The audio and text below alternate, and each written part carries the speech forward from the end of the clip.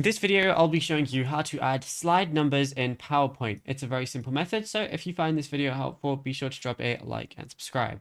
So what you want to do is open up your presentation in Microsoft PowerPoint, and then let me just add a few new slides as an example. Now, navigate to the top ribbon toolbar and then click on the Insert tab. Locate the text settings group block and click on the slide number button box icon, which is represented by a blank slide page featuring a small hashtag button on it. So we're going to see a lot of things here, but you're going to see slide number as one of those options. It says number the slides in your presentation for easy reference. And you can also add the slide number by clicking a text box, then clicking slide number as well. So all I want to do is go ahead and press that.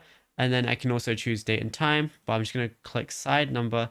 And then I can obviously have notes and handouts as well. Then I can press apply, or I can press apply to all, which is exactly what I want. And now, as you can see, there is a number on the bottom of each of my slides. Now, if you found this video helpful, drop a like and subscribe.